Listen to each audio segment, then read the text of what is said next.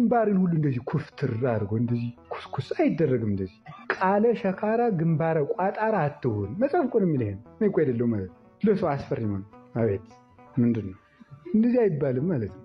ፊት ምንድነው የሚደረግ? ፊትን ብሩህ ማድረግ፣ የሰው መልኩ ፍቅር፣ የሰው መልኩ ምስጢር፣ የሰው መልኩ ማመን፣ የሰው መልኩ በቃ ልዝብ ነገር መናገር፣ ሸካራ ነገር አለመናገር፣ ነገር እንዳይከፋብን ማረግማና አትምረሩ። በንግግራችሁ አትምረሩ፣ ባካሄዳችሁ አትምረሩ፣ በስራችሁ አትምረሩ። ልዝቦቹም ተሰምታችሁ የምትወደዱ እና መራራ አቱን። መኪና ውስጥ መራራ መሆን የለብንም። ቤተክርስቲያን ውስጥ መጥተው መላክ ነው እሺ የሚላል ችግር የለም መኪና ውስጥ ሲይዙበት አውሬ መሆን ይጀምራል። እኔ እኮ ነኝ ቀድሜ ያዝኩት እንዴ ብሎ አንገቱ ሲነቀንቅ እንኳን ያስቀደሰ ሊመስል ቅዳሴ መኖርን የሰማ አይመስልም እኮ። ሲነኩት ሰው አውሬ እኮ ነው የሚሆነው። እንዲሁ ይገርማል እኮ ይነሳል እንደ ነብር። ያንን ነው ተው ያለ። ጣፍጡ እንጂ እናንተ የትም ቦታ መጣፈጥ አለባችሁ። ስብሰባ ላይ መጣፈጥ ይገባል። ገበያ ውስጥ መጣፈጥ። ሰው እኮ የትም ነው እኮ የሚታዘበን ታውቃላችሁ። የማያውቅ መስሎ ማለት ነው። መጨረሻ ላይ ነው ሰው ደግሞ የሚናገር። አሁን ስጓዝ ታዘበዋል።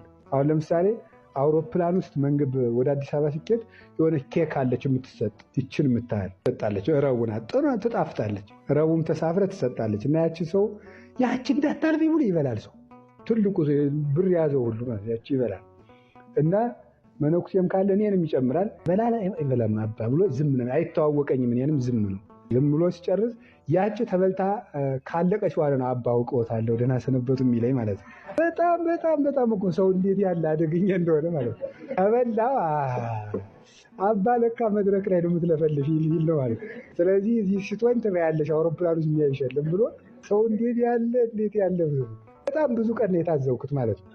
ያዙ አባ እንትን የለውም የስጋ የለውም ያዙም ብለው ይለኛል። እሺ ችግር የለም ብዬ ተቀብዬ አስቀምጠዋል ማለት ነው። ሰዓቱም 6 ሰዓት ይብሉ ይላል። መጨረሻ ላይ ግን መታዘብ ሊጀምር ነው። እና ሰው በጣም ክፉ ነው።